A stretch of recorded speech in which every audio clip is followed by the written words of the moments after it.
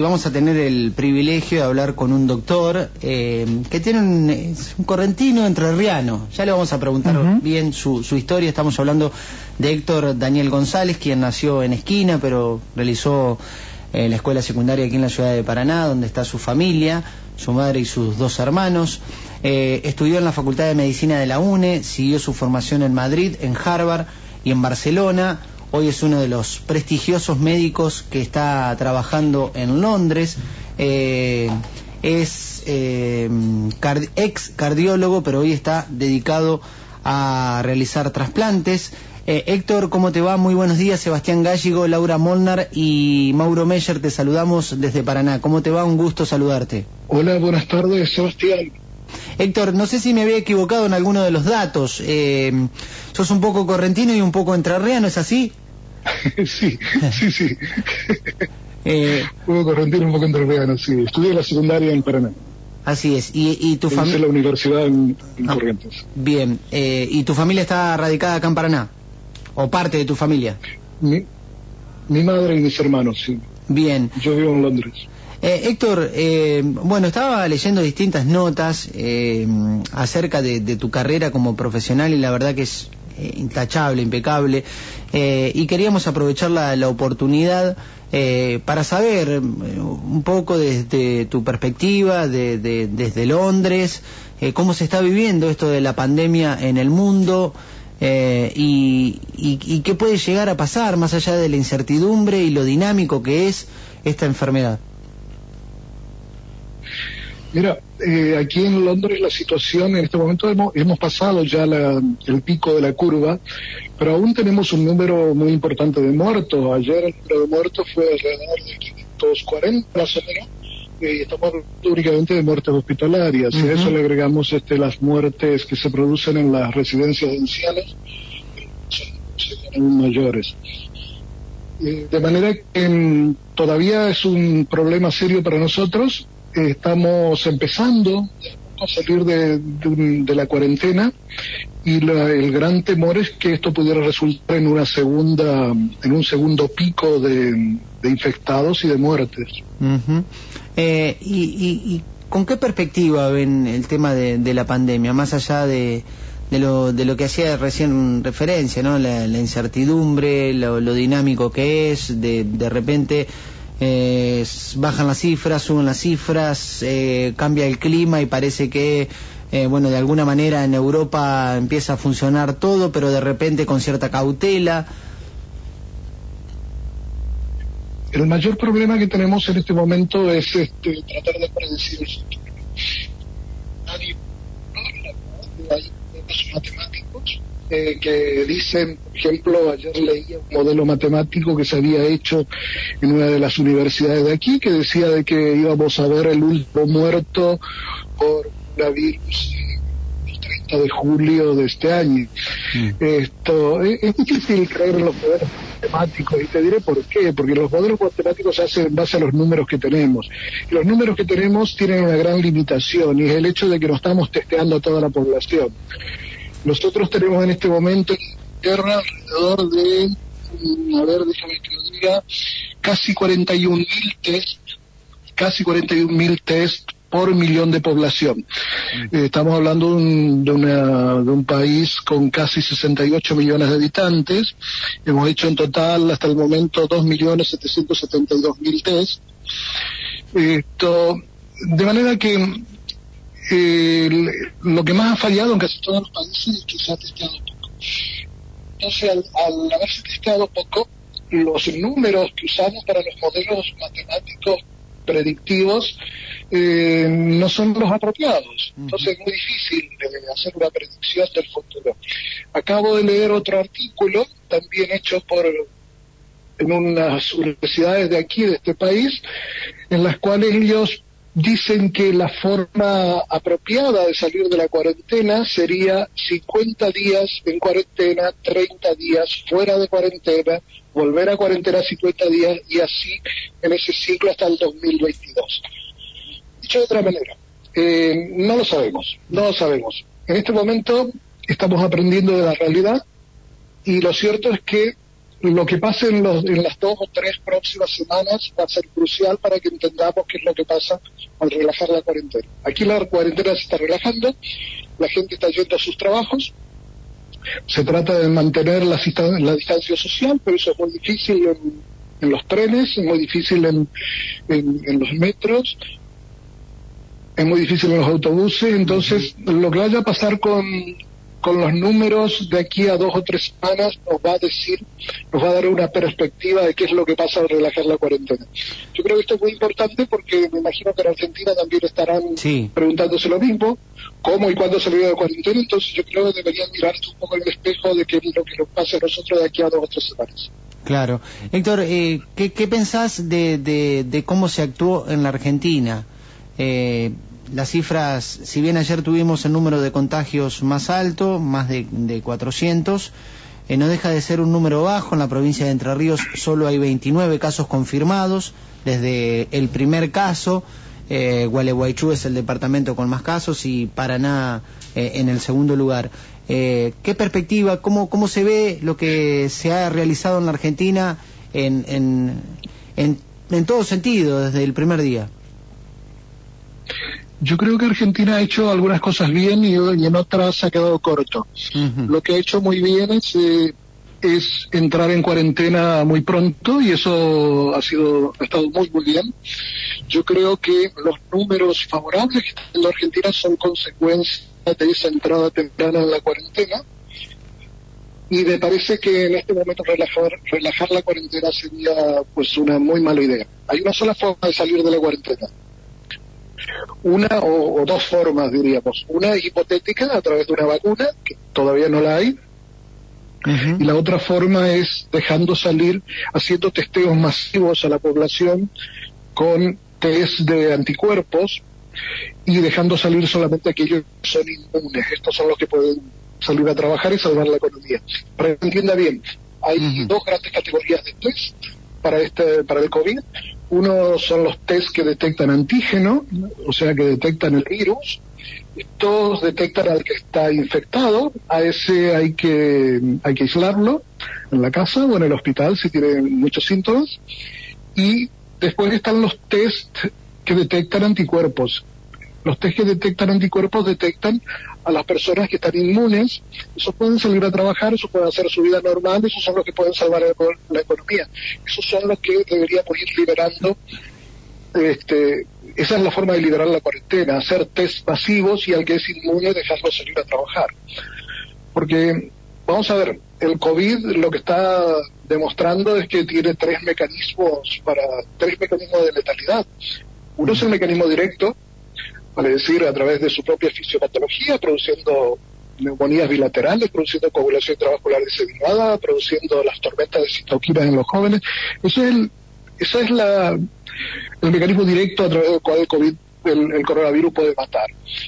Pero luego están 2 mecanismos indirectos muy importantes y hay que tenerlo en cuenta. El otro es las personas que se mueren por todas las otras patologías que no podemos atender cuando el sistema sanitario nacional se colapsa. Aquí en Europa hemos visto eso. Llegó un momento en que los sistemas sanitarios estaban colapsados, es decir, básicamente no atendíamos otra cosa que no fuera COVID.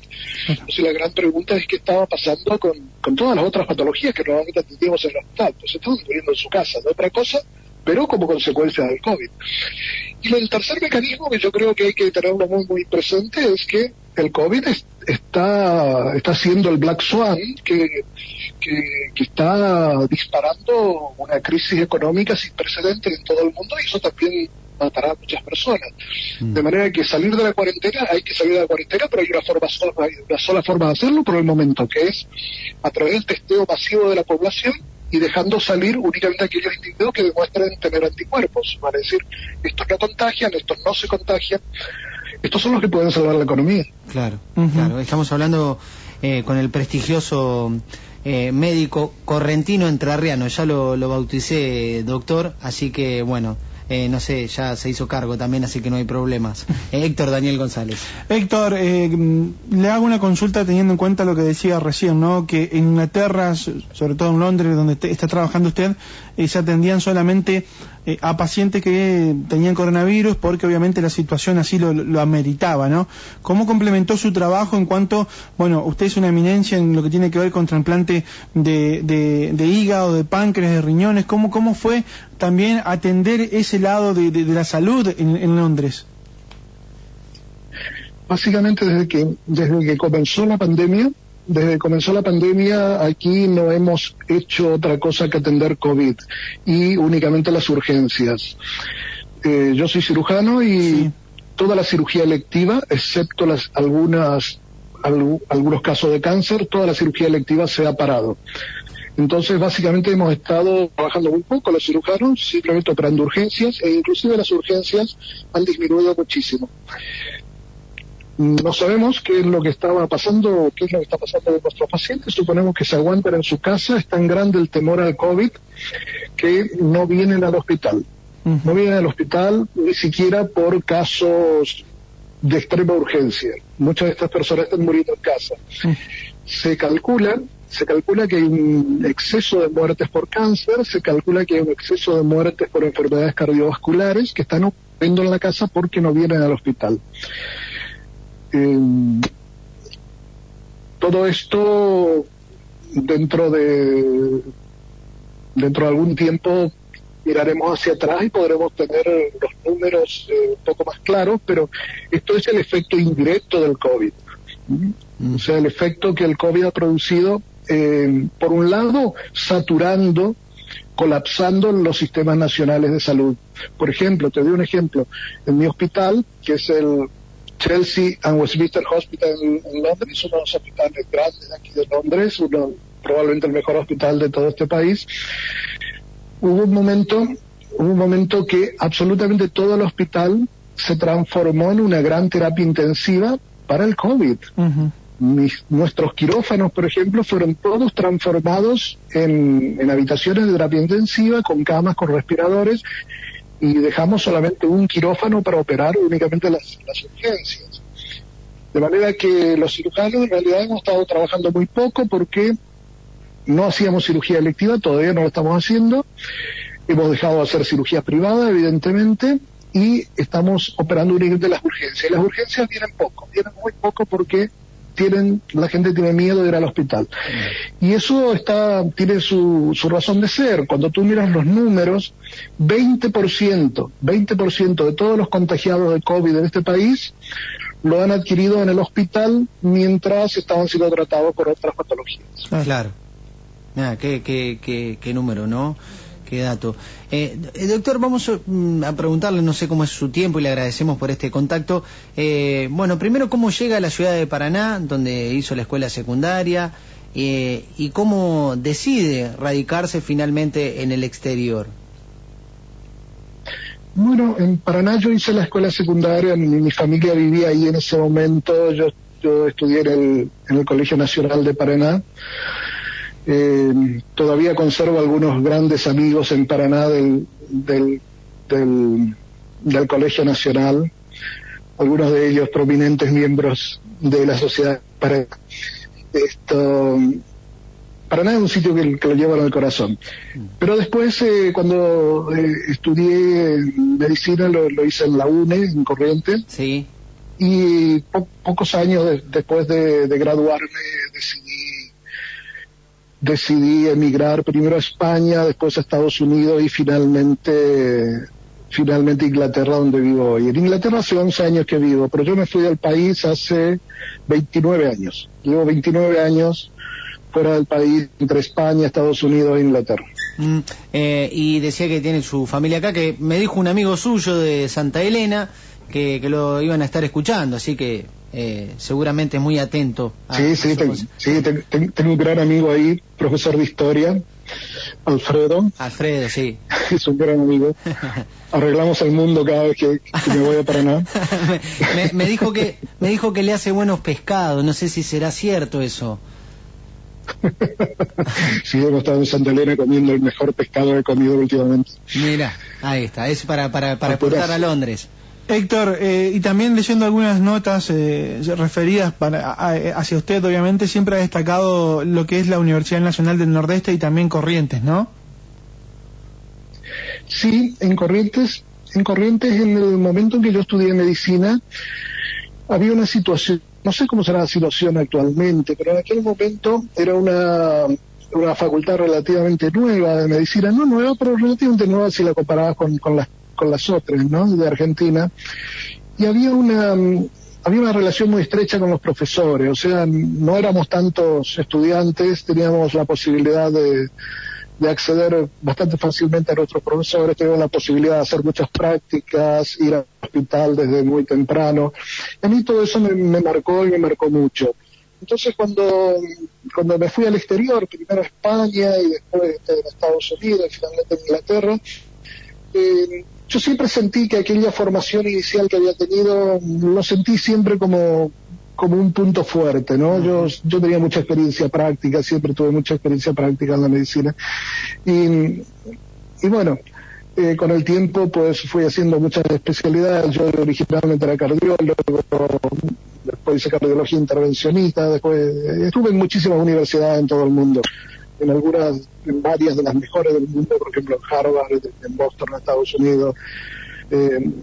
Estuve en muchas universidades, pero siempre recuerdo con mucho cariño mis comienzos, ¿no? Mis comienzos en la Universidad Nacional del Nordeste fueron muy buenos, muy sólidos, y cada vez que puedo vuelvo a mis orígenes, a mis raíces. Lo mismo que Paraná. Yo Paraná tengo grandes amigos, ¿sí?, en todos los ámbitos, el aspecto deportivo, el aspecto cultural, ¿sí? Bien. El aspecto deportivo, yo practicaba Kung Fu en Paraná. Kung Fu. Mira. Todavía cada vez que voy trato de reunirme con el grupo de Kung Fu. Son cosas que a uno lo marcan cuando uno es joven, y que después la actitud ética para el resto de la vida queda marcado por ese tipo de cosas. Seguro.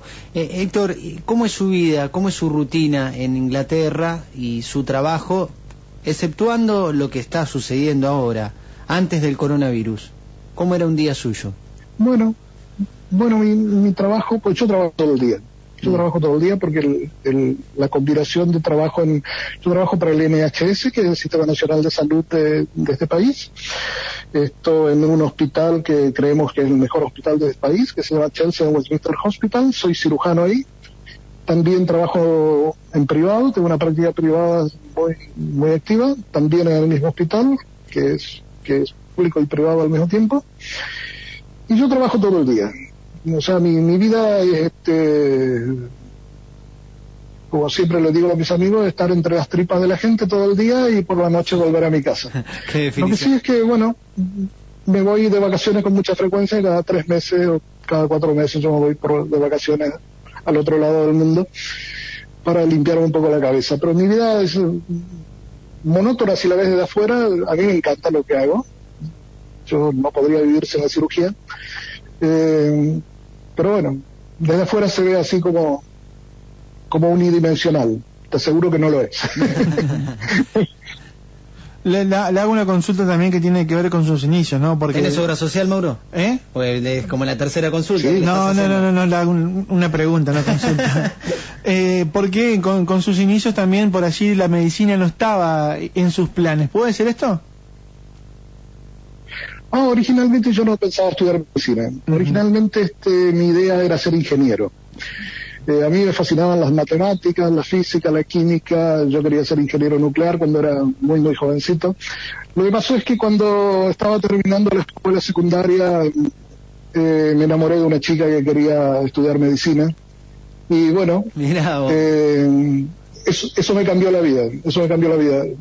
O sea, llegué a la medicina por casualidad, pero no me quedé por casualidad. Cuando estuve dentro de la medicina me di cuenta que eso era mi vida. Lo descubrí de adentro, no fue una vocación de antes, fue una vocación descubierta desde adentro y llegué, bueno, se podría decir que por amor. Claro. ¿Qué título es? Un amor que quizás no fue correspondido, pero bueno, se encontró con otro amor como es la medicina. Bueno, eso lo dejamos para la privacidad.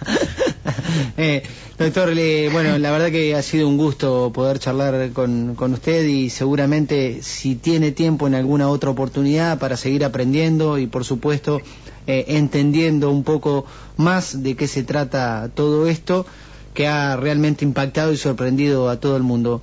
Un verdadero placer, no sé si quiere mandarle un saludo porque sé que lo están escuchando varios amigos y conocidos en la capital de la provincia de Entre Ríos, que lo esperan seguramente para las fiestas y para comer algún asado y algún pescado.